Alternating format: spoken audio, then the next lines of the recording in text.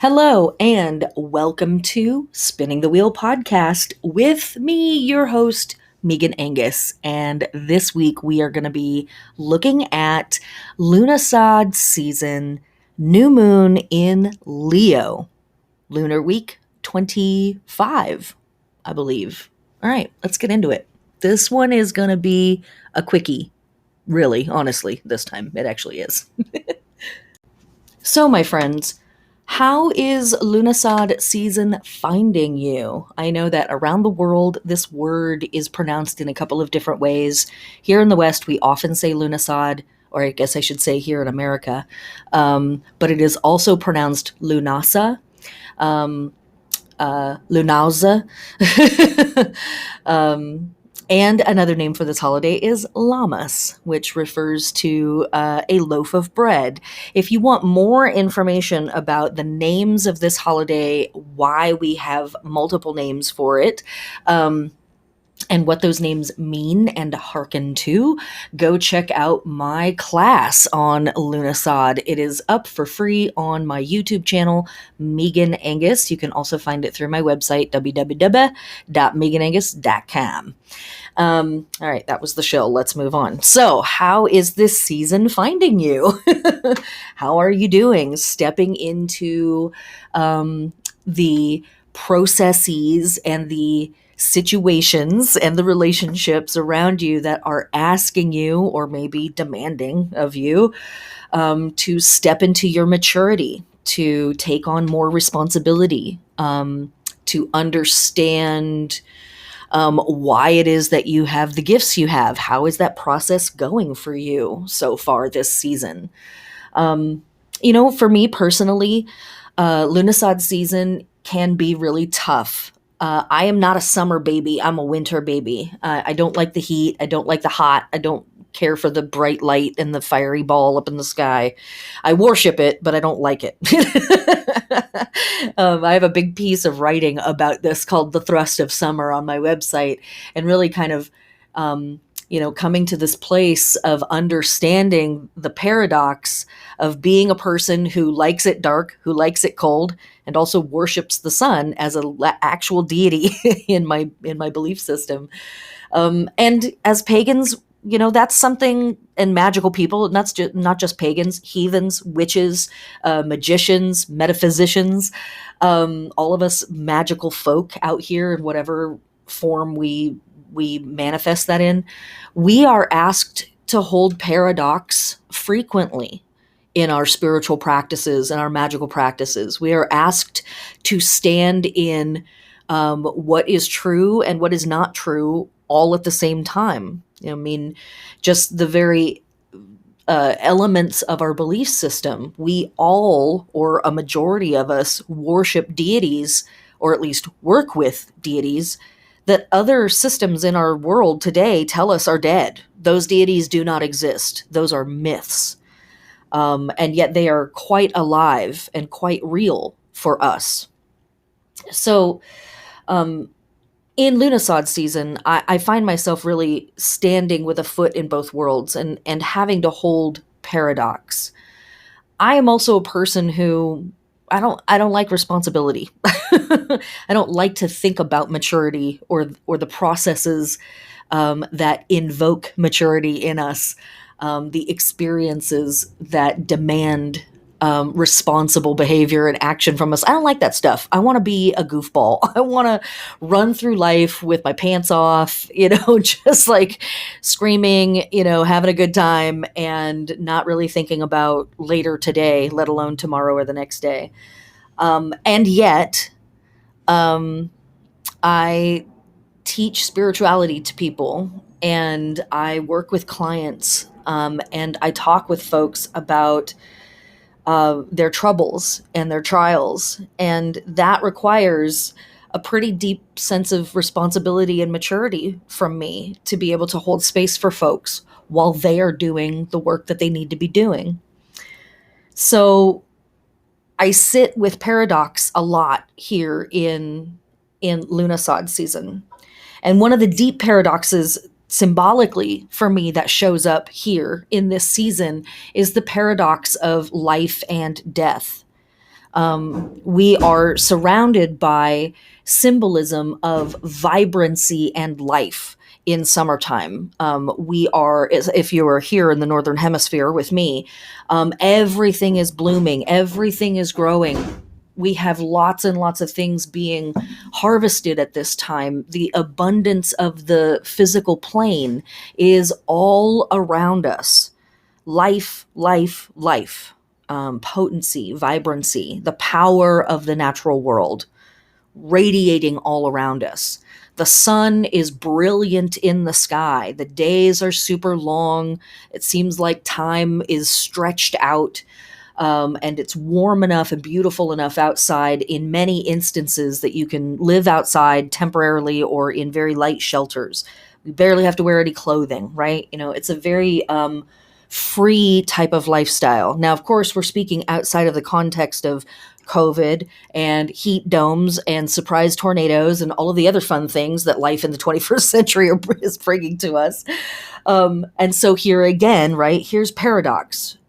This should be a season that is light and easy and beautiful and filled with vibrancy and energy and abundance.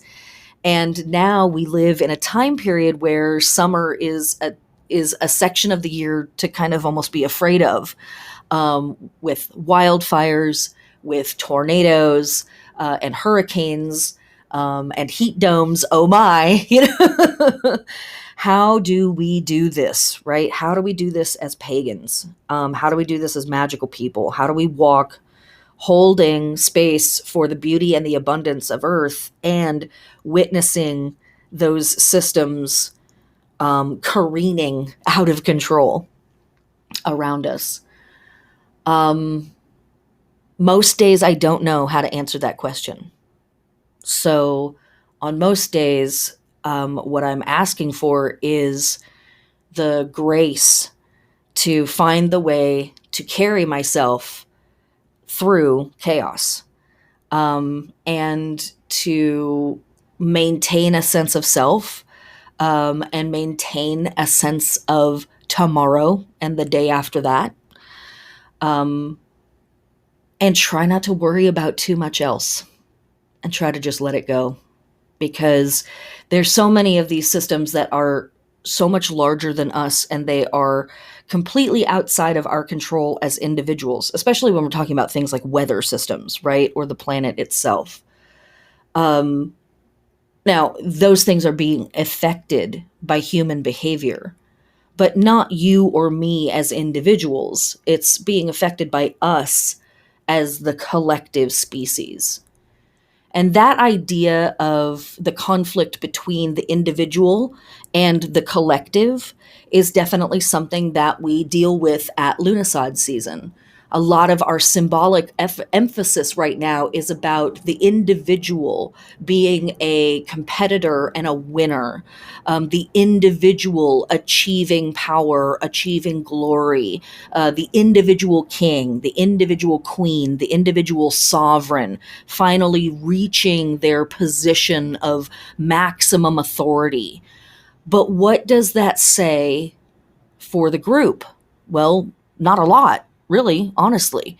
A lot of our symbolism in this season is about the individual, not about the group. But if we look at our astrology for the season, it is sort of this conversation or this argument in between Leo, which is very much about the individual, and Aquarius, who sits across from Leo, which is very much about the group. So here, this week, we have our new moon in Leo. And in 2 weeks from now, we will have our second new full moon in Aquarius. And when we do our normal astrological work with the new moon in Leo, there is a real emphasis on symbolism around childhood and childlike behaviors, hogging the stage, hogging the spotlight, demanding all of the attention be on me, me, me, me, me. And okay, that's cute, that's cool, and we do need some of that. But just saying that without some context, I think really reinforces a lot of stuff that is kind of at the root of a lot of the problems that we have in our world. In the West, we are really put upon with this idea of rugged individualism and the exceptionalism of the individual. That all you have to do is pull yourself up by your bootstraps and you can achieve anything. You just have to want it bad enough and you can have anything. And that completely ignores the context that a person is in, thereby basically blaming them if it's not succeeding, right? And B, it sort of excuses the behavior of people who are literally killing the planet to be able to, oh, I don't know, go to space for 5 minutes. And they didn't even make it all the way to space.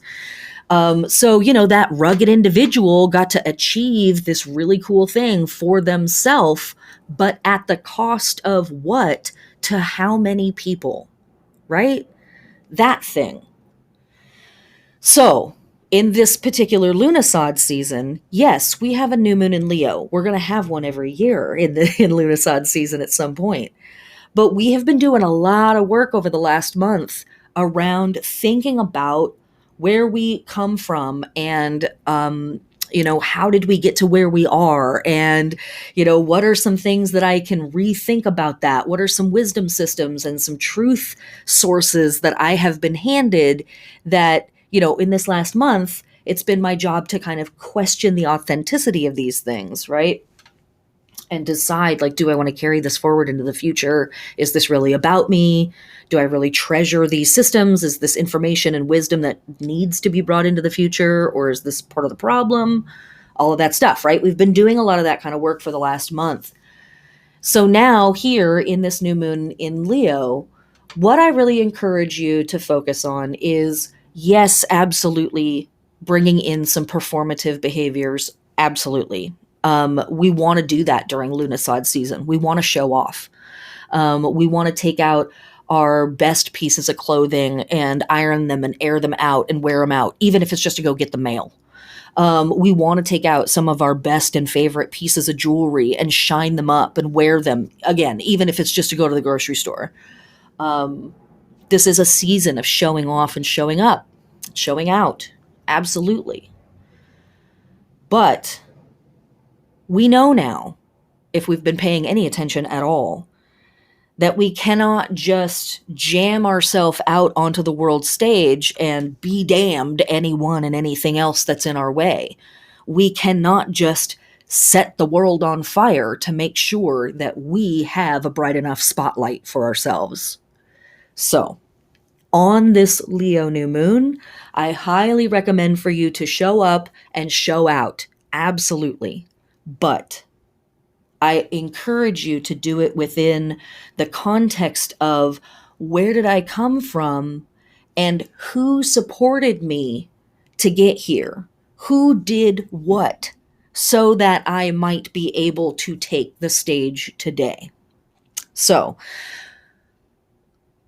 as usual, I'm like, is this where the tangent goes, or do I save the tangent for later? If this is your first time at the podcast, welcome, Queen of Tangents. It's a thing I do. No, I think I want to talk about this now. Okay. Like last week, I'm not going to talk about all of the holy days of this week. I'm only going to mention a few, and I'm only going to talk about a little tiny bit of the astrology, which is almost the astronomy of the holiday. I highly recommend, if you would like a good, longer, more complete podcast for the astrology of this week, go check out Jessica Lanyato's Ghost of a Podcast. Don't leave me for her because she's really good. She's way better than me at the astrology. I'm just going to be real. But she, I do stuff she doesn't do. Come on, give me some credit. But I know that some of you really, really love when I do the deep dive on the astrology, and I just don't have time to do it this week because I'm going camping. Yay! I'm actually getting out of the city. Oh my God. And to those of you listening who are not making it to the camping trip, I love you guys and I wish you were there. You're there in spirit with us. But Go check out her podcast. Her astrology is fantastic. Her take on astrology and how to work with it is really, really good. If you're not familiar with her podcast, it's great. I love it. I listen to it every time she puts it up. And she has a fantastic podcast for this week's astrology around the new moon. So go check that out if you want something more complete. Okay. That being said, this week we have the heliacal rising of the fixed star or the fixed stars, Ras Elised. And this is Ras Borealis or Ras Elised Borealis and Ras Australis.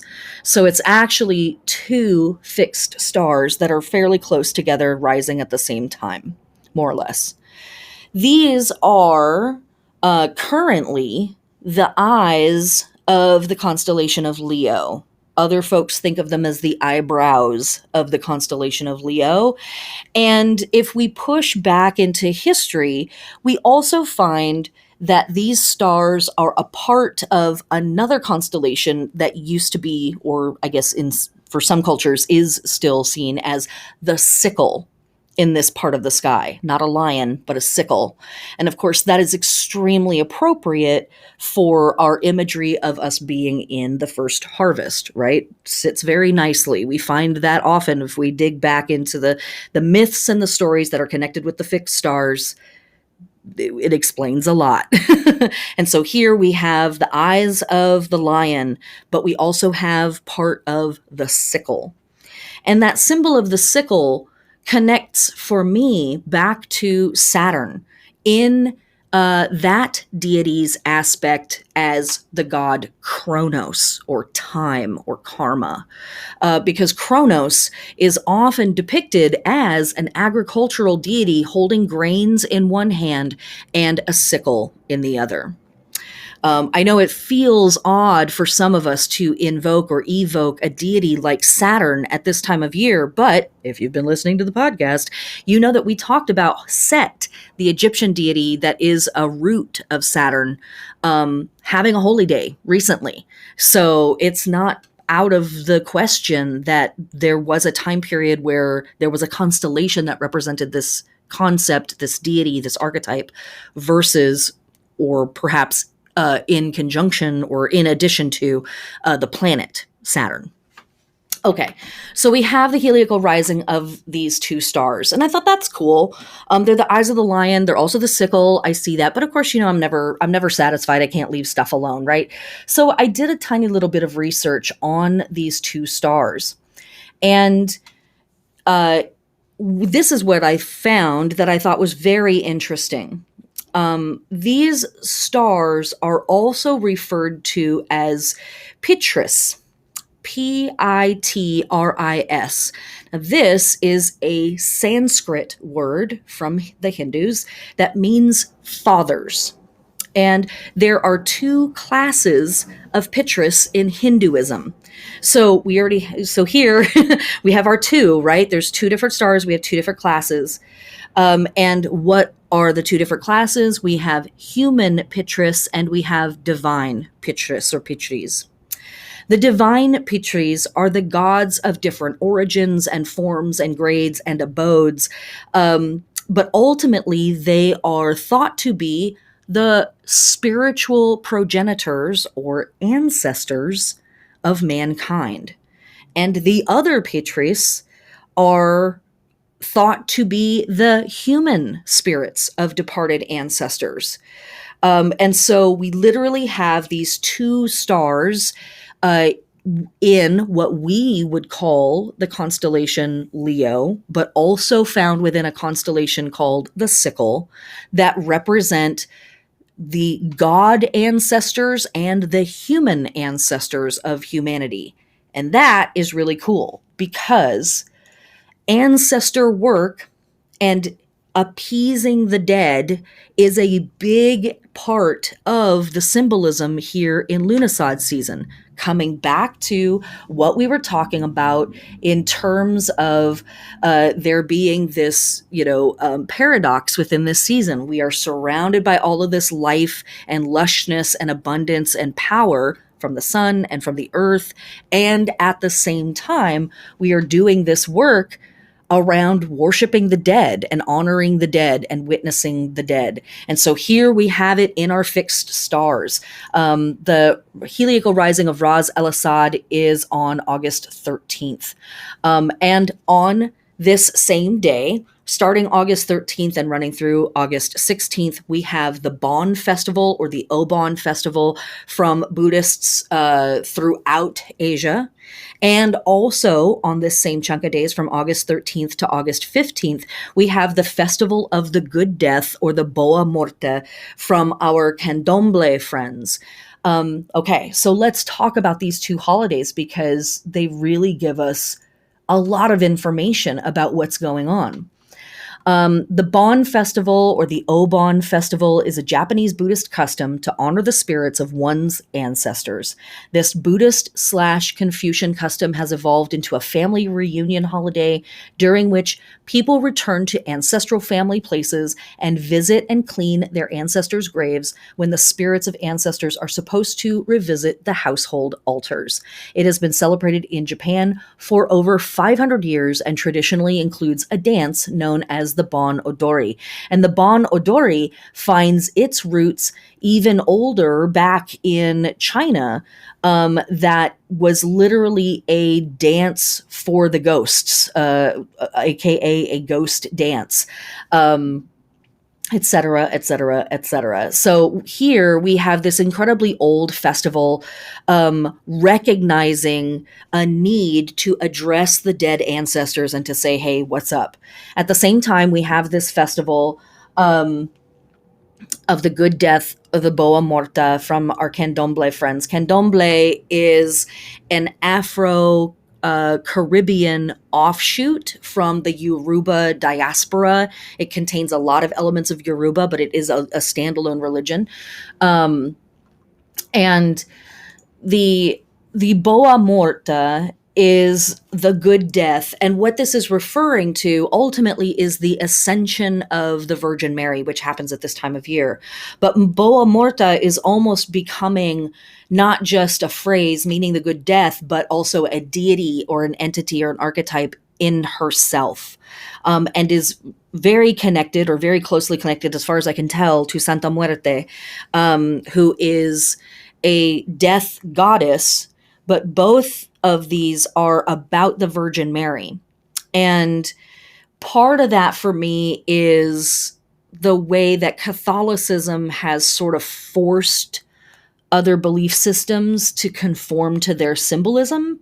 But part of this for me also suggests that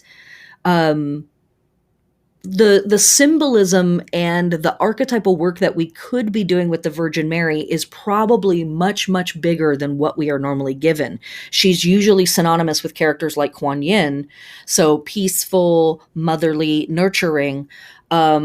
But I have a feeling that she, the Black Madonna and other archetypal figures out there sort of suggest that there's a death side, or there is a spirit world side to the Virgin Mary and the things that she oversees. Yeah. Okay. Like, is there anything else I want to say about that? No. But ultimately, what I'm pointing to is that we have this season here that does say, yes, go out and shine and be awesome. But we also have a season where our sun gods and our vegetation gods are being sacrificed. Some of them take a little symbolic sacrifice. Maybe they lose an eye, maybe the tip of a finger, but a lot of them are killed outright and completely chopped up and put back into the ground. We see that symbolism starting with Osiris being chopped into a bunch of pieces last month, and it's going to continue through October with a variety of different solar deities and vegetation deities being sacrificed or wounded or taken out of power in one way or another, and then ultimately given over to doing underworld work, which of course is literally the process of the seed in the ground ultimately becoming a plant, bursting up out of the soil, growing up, becoming these golden grains that then have their heads chopped off by us. That's the harvest. And then the grains the rest of the stalks bend over and fall and begin to rot and decompose and compost back into the soil and go back underground and start the process all over again. Okay, so that's really what I wanted to talk with you about this week. We have our paradox of bright and dark at the same time here in Lughnasadh season. And as we move through this new moon process, I really encourage you to absolutely shine, show off, perform, present yourself, but be aware of the bodies of the dead that make up the stage that you stand on. Whether that is cultural ancestors, genetic ancestors, living or recently dead family ancestors, or the great ancestors that we think of as deities that started our civilizations, that started our belief systems, that brought things like food and agriculture and day and night to this world. Think on them as you strut, as you perform, as you are amazing. Think on all of those incredible ancestors with all their incredible gifts and all of their incredible mistakes that they made. Yes, they made a few. It's okay. They did some really cool shit too. Part of which was, stuff that resulted in you and me being here right now for all of this. So stand on that stage and be incredibly proud, but be humble and be aware and honorific, if you will, toward the skeletons of the sacred dead, upon whose bones you dance. Soon we'll join them, and other generations will stand on our bony shoulders and do their dance and perform and be amazing. And they'll have us to thank. Whether they remember or not, they'll have us to thank for it. All right, my friends, that's it. That is your Lughnasadh New Moon in Leo Lunar Week 25 podcast. I hope it was enough for you. If not, I don't know what to do for you. Go watch the class again. All right, that's it. Blessed be everyone. Mwah. Love you. Happy summer, heathens.